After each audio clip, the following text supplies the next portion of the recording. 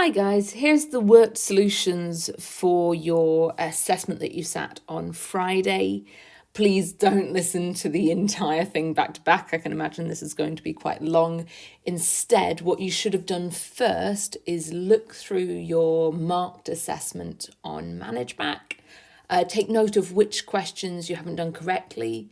It might have been that already as you've looked over it, you know how to correct them, and that's fine. But if, as you've reviewed your assessment, there are any questions you're not sure how to do, then you should just watch those questions in this video. So first things first, you could have got 2 free marks if you'd have saved your work as a single PDF. If you saved it as a single document but not a PDF, I was kind and gave you 1 mark. If you didn't do either, you got none of your 2 free marks, but there we go, that's how life works. So, question number 1. We have a box plot here, and the first thing it does is it asks for the longest amount of time spent on homework per day. So if we know about a box plot, we know that this point here tells us our max value. So that will be the longest amount of time that a student has spent on their homework, and that value is 300. The next question asks for the interquartile range. The interquartile range is the third quartile minus, don't know what I'm writing there. The third quartile minus the first quartile. There we go. And here is the place on a box plot where we have our third quartile, so that's 220. Here is the place on a box plot where we have our first quartile, so that's 100. And so our final solution is 120 for our interquartile range. The next question has a grouped frequency table. And the first thing it asks is to write down the total number of people. And to work out the total number of people, you need to add up this column here. I'm not going to do it in front of you, but if you add up those numbers together, you will get the value 60. So there are 60 people in total. The next thing it asks you to do is to write out the mid-interval value for the 10 to 15 group. And whenever you're trying to find a mid-interval value, the first thing is it actually doesn't matter what these inequalities here are, because it's continuous. So even though 10 isn't included, something like infinitesimally bigger than 10 would be included. So we just imagine 10 is there. So if I want to find my mid-interval value, I want to find the value halfway between 10 and 15. You might just know it by looking at it, but if you're ever struggling to find the mid-interval value, you can add together the 2 endpoints and divide it by 2, and that finds the average point, which in this case is 12.5. The reason question 2b exists is to kind of warm you in to question 2c, because question 2c asks you to find an estimate for the mean time people took to drink their coffee. And if we're trying to find an estimate for that mean time, what you should type into your calculator in the spreadsheet part of your calculator is a table where you have the mid-interval values in the first column and then that frequency in the second column. So your mid-interval values will be 2.5, 7.5, 12.5, 17.5, 22.5, and 27.5. And so that's going to be your column 1 with like your time. And then your column 2, your frequency, is going to be that second column there. And if you type that into your calculator in the spreadsheet part, and then, sorry, just hang on a second, I'm going into that part of my calculator myself so I can talk you through it step by step. Once you've got that into the spreadsheet, you would go to Menu, Statistics, Stats Calculations, one variable statistics,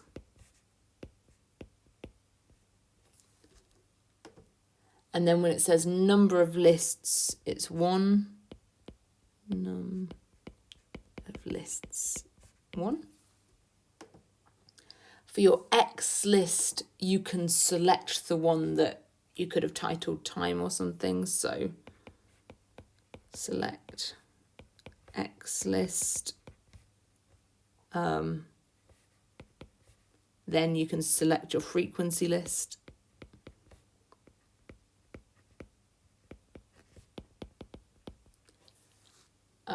Usually I just leave the results column as it is. So then you can just press OK. And you're looking for the one that has X bar. This here is your mean value. There we go.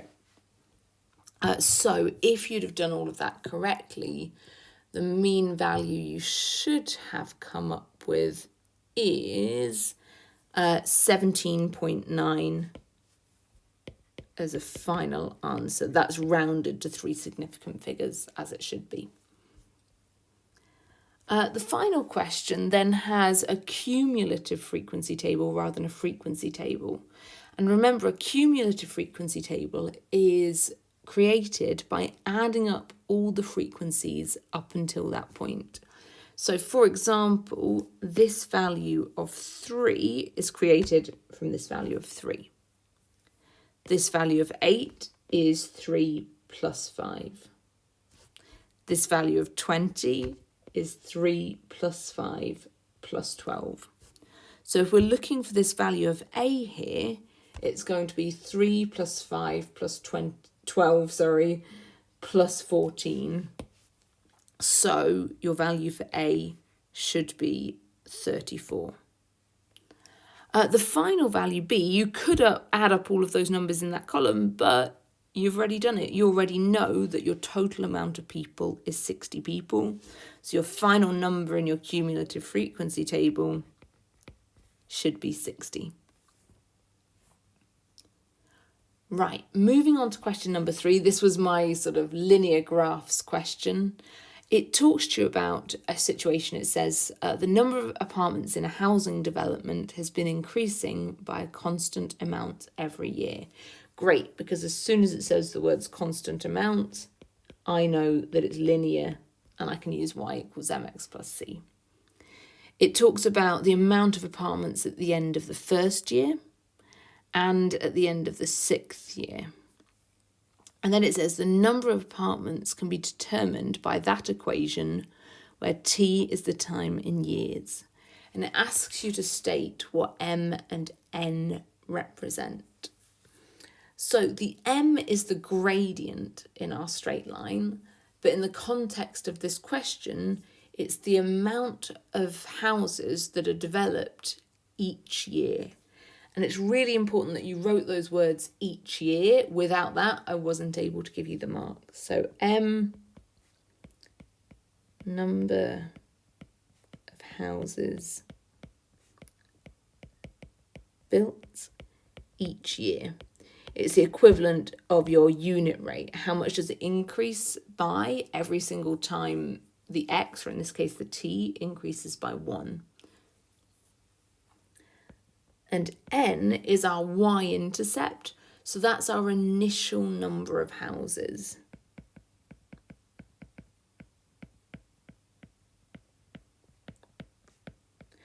Or the number of houses kind of before the project even started. Right, question number 4 has a fairly complicated setup, but actually this diagram, I think, has all of the relevant information on it. So it has like a paragraph of information and then a diagram telling you exactly the same thing. The first thing it does is it asks you to calculate this distance here. So it asks you to calculate AC. So we're looking for that value there. We know the angle opposite it, and we know another side angle pair. So that tells me I can use the sine rule.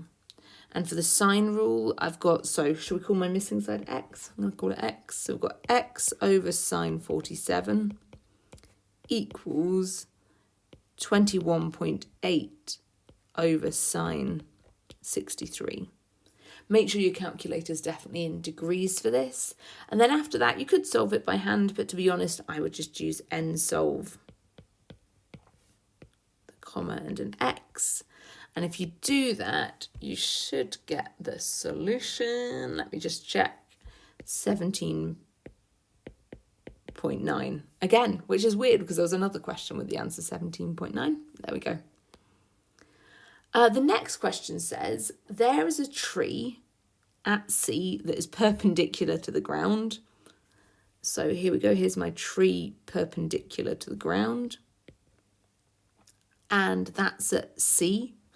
And then it says the angle of elevation to the top of the tree from D is 35 degrees.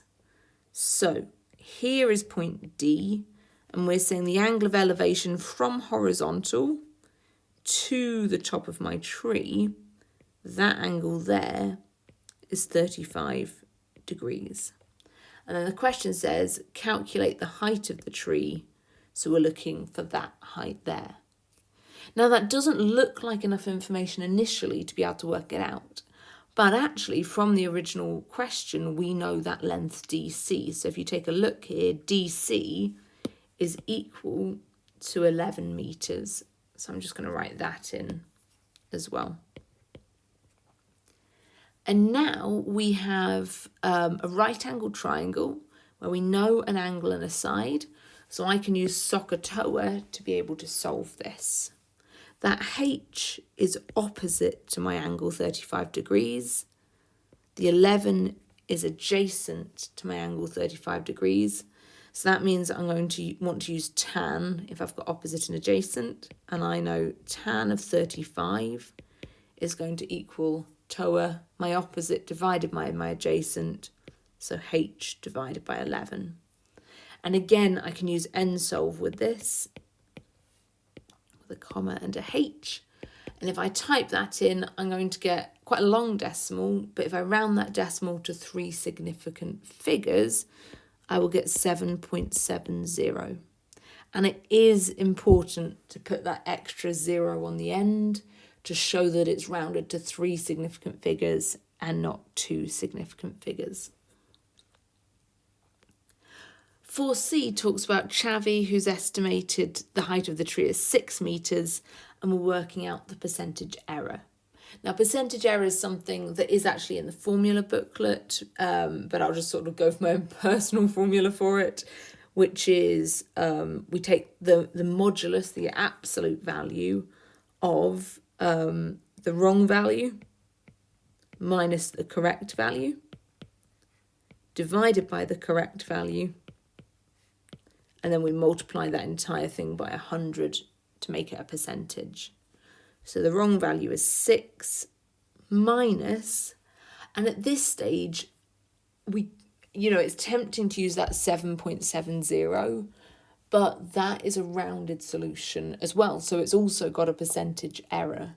So make sure you use your unrounded solution. So you could use the ANS button in your calculator, or you could write out that entire decimal. So it was like 7.70228 and some change, and then divided by 7.70228 and whatever else you can see on your calculator. The absolute value of that to make it positive, multiplied by 100, and that is going to give you the value 22.1% once it's been rounded to 3 significant figures. Question D then talks about the birthday party they're having in this park. We're looking at it from lots of different angles.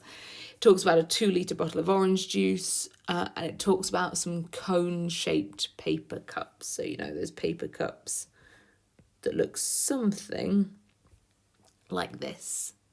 And it says each cup has a vertical height of 10 centimetres and a diameter of 6 centimetres.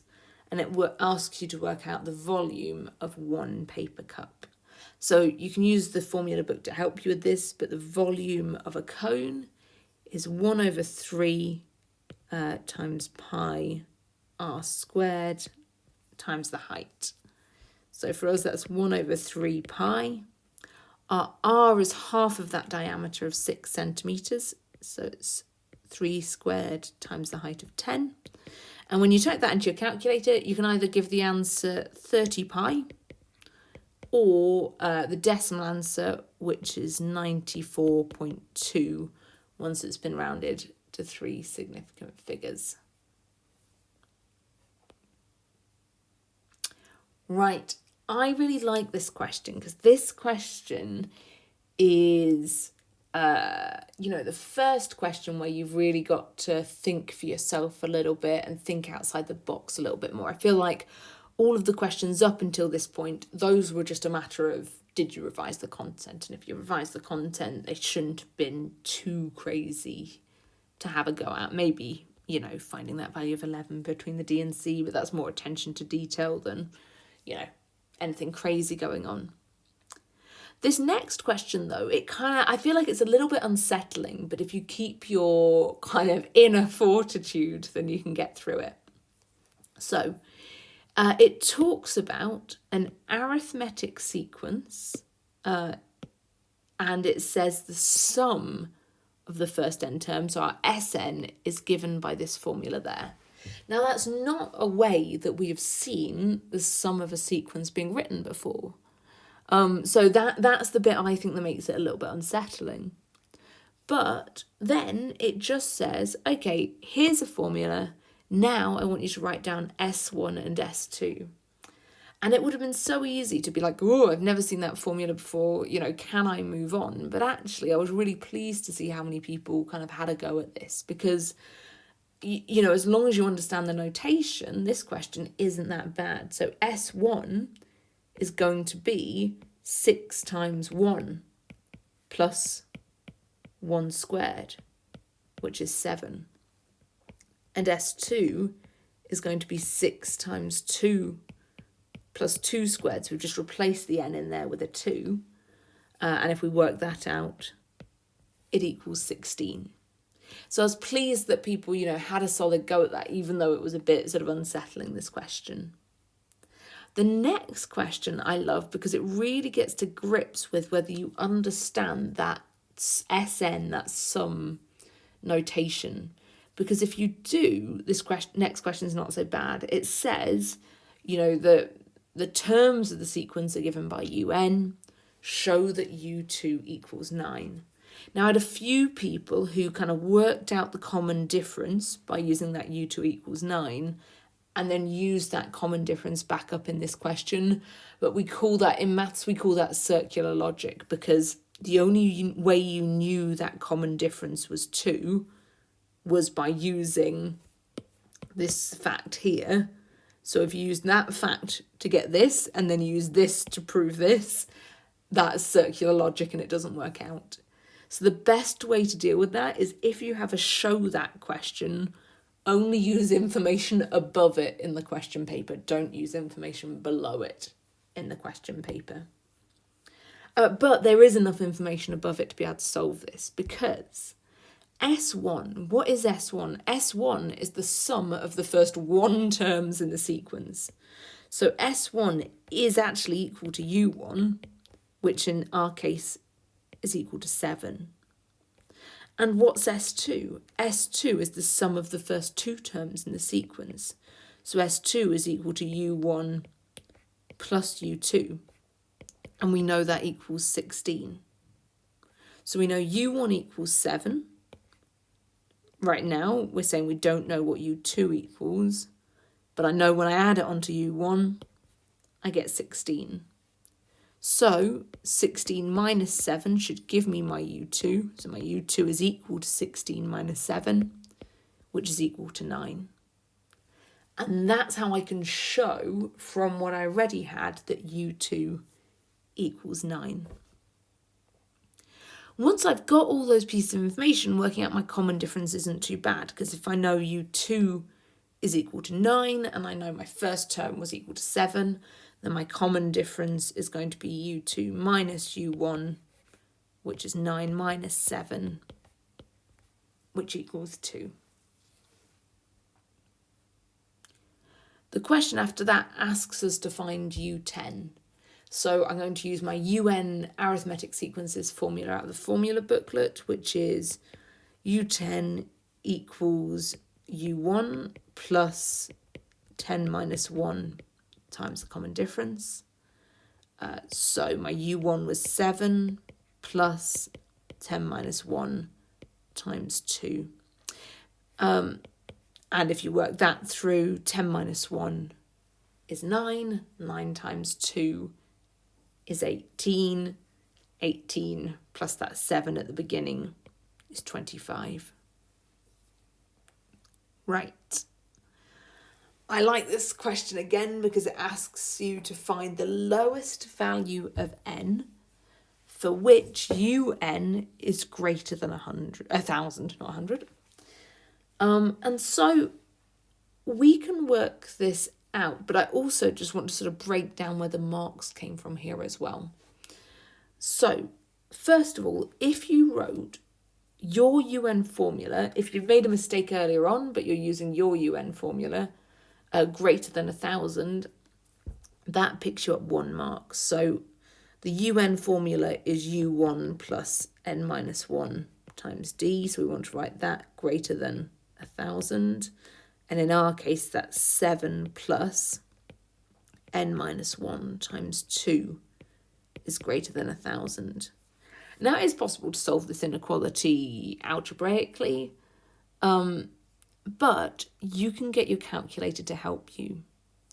The only thing is, your calculator cannot solve an inequality for you. It can solve it if it's an equal sign there. It can't solve it if it's an inequality, but that's okay. Let's use our calculators imagining there's an equal sign there for now, and then we'll deal with the solution when we get it. So what you'd need to type into your calculator is nsolve 7 plus n minus 1 times 2 equals 1,000, comma n, because that's my variable. And when you do that, your calculator will give you the solution. Let me just check rather than you having to listen to me write it out. I don't have it here, but it was like 497 point something. Type it into your calculators and you'll find out what it was. But 497 point something. And so what we found out there is it kind of swaps over from being less than 1,000 to greater than 1,000 between 497 and 498. Now, if you look at this inequality carefully, it's possible to see that your final solution should just be 498. Remember, n, it's the place something is in a sequence, so it must be a whole number. But if you're ever not sure which solution it should be, what you could do is you could take each of these values, these n values, and substitute them back in to your inequality and just check which one gives you a number greater than 1,000. That would definitely do it for you. Right. But for this question, just to be clear, the final solution is 498. Question 5F. So this question says there's a value for n for which u1 plus u2 plus all the way up to un equals 1,512. So the first thing to spot with this is that this is the sum of the sequence. So rather than using the UN formula, we want to get back to using the SN formula. And you have two options here. You could use the SN formula out of the formula booklet, fill in everything you know about the sequence, set it equal to 1,512, use nsolve. Or, marginally easier option, because it'll be quicker to type it into the calculator, if we scroll back up to the top of this question, it has told us a formula for Sn. It says Sn is equal to 6n plus n squared. So I'm going to use that one because it's shorter than the real formula. So 6n plus n squared, that's my Sn, is equal to 1,512. And at this stage, I can use nsolve, open brackets, comma, n, close brackets.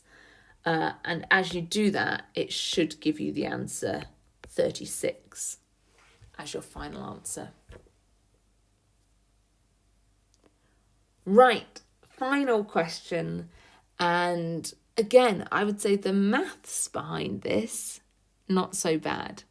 But what this question needed was the ability to create your own equations given a situation. And if you were able to do that, then you could solve it nice and easy. So let's have a read through it carefully and see how you can make up those equations. So it says a tetrahedral four-sided die, that's like a dice but a single one, has written on it the numbers 1, 2, 3 and 4. And the die is rolled many times and the scores are noted. The table below shows the resulting frequency distribution. So it landed on 1 18 times, it landed on 2 x times, it landed on 3 y times, and it landed on 4 22 times. It then tells you the die was rolled a total of 100 times. And it says write down an equation in terms of x and y for the total number of times the die was rolled. So here's our total number of times, and it wants an equation in terms of x and y to give me that. So if it was rolled 100 times, then my total frequency equals 100. And that's what it's asking you to do. It's asking you to say, okay, I know that if I add together 18 plus x plus y plus 22 equals 100. That's true. I know if I add them together, it will give me 100. And actually, that's okay as a final answer. Some people simplified that to x plus y plus 40 equals 100. That's fine. Or x plus y equals 60. That's also fine. But even that top row there, that was a correct answer. So you could simplify it, you didn't need to simplify it. The next question, and this is one where I suppose you had to have the kind of content knowledge too. It says the mean score is 2.71. Using the mean score, write down a second equation in terms of x and y. So for this, you need to know how to calculate the mean from a frequency table. And if you've taken good notes and you remember what we went through last term, you would know that to calculate the mean from a frequency table, I multiply my data by the frequency and add it to the next piece of data times its frequency, add it to the next piece of data times its frequency, add it to the next piece of data times its frequency. And then I divide it by my total frequency, which in this case is 100. So if I write that out a bit neater, I had 1 times 18 plus 2 times x plus 3 times y plus 4 times 22, all divided by my total frequency of 100. And that gives me 2.71. And then if I wanted to make that a little bit neater, it would be 18 plus 2x plus 3y plus 88 over 100 equals 2.71. And it's totally possible to sort of rearrange that and simplify it, but it wasn't necessary to rearrange it and simplify it. You could have just left your answer like that. If you did, I think the sort of simplest form we could get to was 2x plus 3y equals 165. So that's an alternative solution, but this solution here is totally fine. Right, final question. And I feel bad for the people who didn't get this right, because once I've said it, you're going to be like, oh, I can't believe I didn't do that. But there we go. You live and learn, and then you that's cool because you get a chance to notice something that your calculator can do for you. So what we wanted to do here was use simultaneous equations to solve this. And again, some people, solved it by hand using simultaneous equations, and that is totally acceptable. If you want to do that, you can do that. But your calculator, it can't solve all simultaneous equations for you, but it can solve linear simultaneous equations for you, and these ones are linear because there are no x's or y's squared or anything like that. Right, so the way you could have done it, I'm just going into my calculator so I can list the steps for you, is going into the calculator part of your calculator, they call it the scratch pad, I think, and then menu, algebra,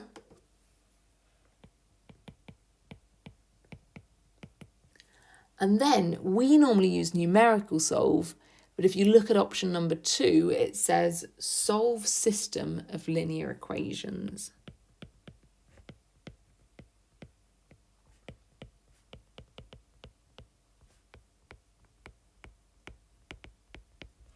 So if you click on that, it says the number of equations. Well, we're going to have 2 and our 2 variables. It actually sets it up with x and y, so this time that works out quite nicely. So you can just click OK then.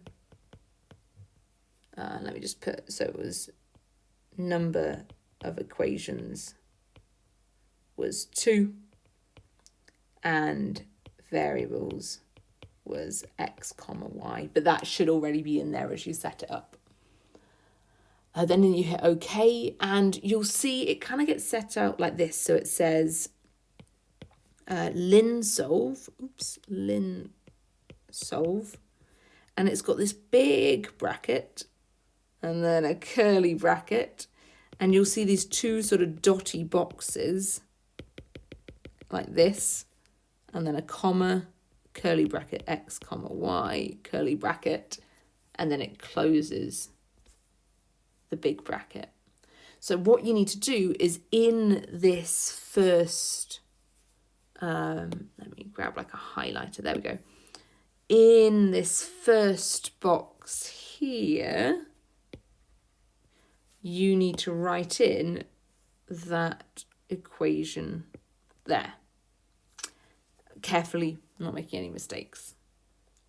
And in this box here, you need to write in, I'm just going to re-highlight this in green now, this equation here, carefully, not making any mistakes, into this box here.